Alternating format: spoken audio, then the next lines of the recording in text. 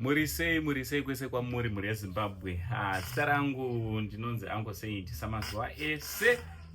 Nhasi tadzoka kuno kuChirundu kwatauya kuzoona Mukoma Saviours Nyaguwa. Ndofunga nyaya yaMukoma Saviours tanenge vachitaura nezvayo hapana asingaizive. Kune vanofollow Saint TV nemastories edu, vazhinji tinonatsoiziva kuti takatangira papi uye tapapi. Tiri kuno kunhasi kuChirundu kwatauya kuzovaona kuti timboonawo kuti vari sei pamwe chete nekuzonzwa kuti mafans edu apapi. Ndofunga taane nguva yakareba tisina kuita update, so taimirira kuti tiuye paground ndo pakanaka nekuti ndo pane information yese isina kubhenda. Sekungotanga kwatakaita tinofanira kuti munge muri munoziva kuti tapapi, maunganidza mari kusvika papi, tichiunganidza nokuda kwehama yedu Mukoma Saviours. Mukoma Saviours muri sei?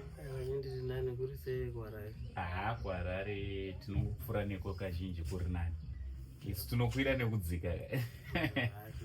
Tiyeni miri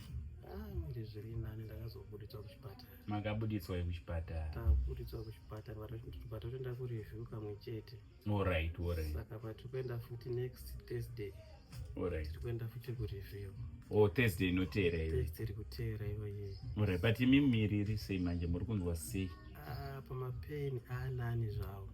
Saka review yakati tidzoke, takadzoka chambotibata futi kana zve3 weeks. Alright. Tine rimwe ronda 1 riri kunetsa kupora.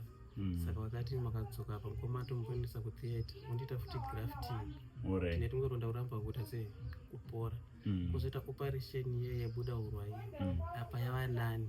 Vanozokunda kuisona vakaisiya yakadaro. Vakati inofanira kuhila yega, inofanira kutanga kuporera mukati ichikwidza kusvika yabuda kuno, yabuda kumapeto. Alright, so mari dzakamira sei? Update yemari kuti dzakamira sei, tapapi iye zvino? Mamiro akaita mari sofa cash iripo yapa 3,400 US. Ndio mari iripo. Koita kuGoFund kune about 850, but haisati yabuditswa, tisingaziva macharges iripo ichabuda weri mari zvakamira sei. Saka pamamiro akaita zvinhu, mari yacho iyoyo yandobatsirwa nevanhu iyoyo, ndoyandikushandisa kubvira marendi, chikafu, kuenda kuchipatara kwacho ikoko, kuenda mareviews. Kune mari dzinoda kuita sei, samuri kutobvisa futi muhomwe imwe chete iyo? Tobvisa pamari yacho iyoyo ndatinge taunganidza pakeshi yacho iripo, ndobati kubvisa same mari yacho iyoyo. Alright. Asi zviri kuradzawo kufamba zvakanaka here pakuita kwese? Mari dziri kufamba, vanhu vari kutumira havo mari. Ndongotendawo zvangu unonhu vari kugutsa mari, kuti dai maramba makadaro musaitireni chete. Mari vanhu vari kusenda zvavo. Semazuva anaya zuva vanonga vashoma kuita sei, vari kupota chitumira mari, but mari zvayo kufamba kuita sei, iri kufamba. But uzoita dambudziko kuti ndose mari yati kuita sei, yatizoshandisa yada kuti iwande, ikuzokundikana kuwanda nokuda kwemasituation, because zvese tichingobvisa ipapo. Alright, ndofunga muri kungozvinzwira update iri kubva kuna Mukoma Saviours. Nchida kuzivisa kuti aiwa hatisati tapera kuramba chibetserana nawo.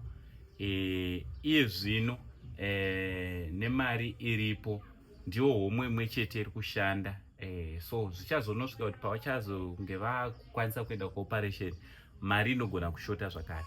Saka takukumbira kuti tirambe patakungokwanisa tirambe tichingovatumira mari kusvika tazovaona vasina kurara kudai. Vaitwa operation yave successful, vapora, vakukwanisa kuti aiwa ndakugona kumira, ndakugona kumhanya, kunge ndiri ndinoshandira mhuri yangu. So GoFund for now yakamira nechikonzero chekuti mari yakanga ichidiwa patakatanga kuita video, mari yakanga ichidiwa 4,000 USD yakakwana. So tinoda kutendai kuti takakwanisa kubata target ye 4,000 USD. GoFund yedu sekutaura kwaita yanga ine 856. Mukada unocheka payakazo payakazomira. Ndoda kutenda Mr. Give Mochari ndo vakaorganiza GoFund vari kuUK, ndo vakaita kumhanya kunge vari vanounganidza mari. Mari ikasvika kuma 1119 kana singakanganisa, kana ichikonvertwa kuuya kuma USD kuma pounds mari yakanga iri 856 kana ndisingakanganise. I stand to be corrected. Munokwanisa unocheka, munokwanisa kuona kuti yanga yapapi. Saka ndo mari yandati ndiuye nayo panapa kuti ndinge ndiri ndinosvitsa kuna Mr. Nyaguwa mari GoFund ndo inoi iri panapa. Thank you very much mukoma Give Mochari. Mukoma Give Mochari ndo vakatibatsira futi pavachirenje paipai, ndo vatiitira futi GoFund kuti mari dzinge dzinobatana. So toda kutenda zvakanyanya, but pa GoFund ipo ndo panozobva ma-charges akaita ma-bank charges nema-charges eGoFund ine mari yainochaja. Saka izosvike iri sezvairi mari inozobuda.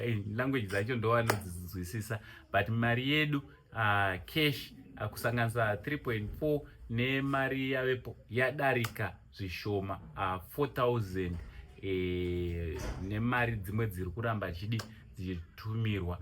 Asi chikumbiro chikuru chatanacho kuitira kuti mari iripo isaafektwe, takukumbirisa kuti zvoni nenyasha dzaMwari ngatirambe tichitumira mari kuitira kuti vawane mari yemarentals, vawane mari dzekuenda kumareviews, vawane mari zvakare dzechikafu. Muri iri panapa pamba vane mudzimai nemwana umwe chete tavaona, kuti muri iyoyo irambe ichichengetwa.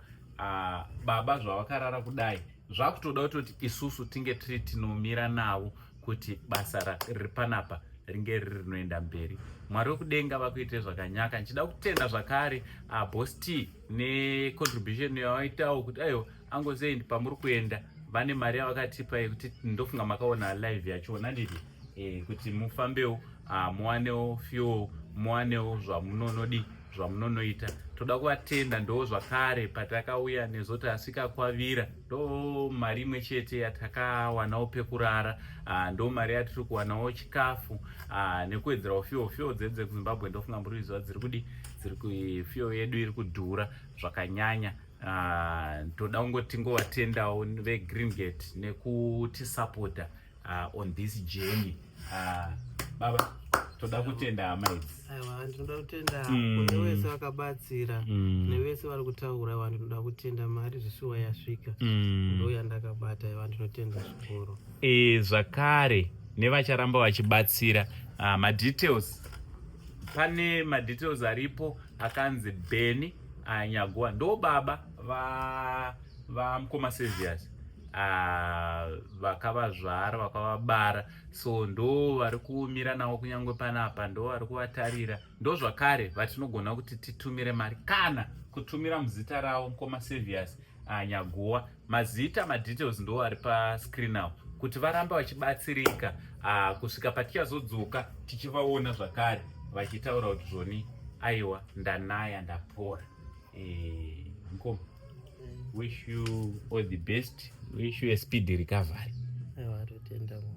Anditi aiwa, tinotenda Mwari. Zita rangu semazuva ese ndinonzi Angosei, the only Zimbabwean uncle. Aiwa, tichiti maoko enyu awo Mwari wekudenga wakuitire zvakanaka pakubata kwenyu kwese nepatasvitswa Chirundu community. Ndoda kukutendai pakubata kwenyu pakumira nehama yedu.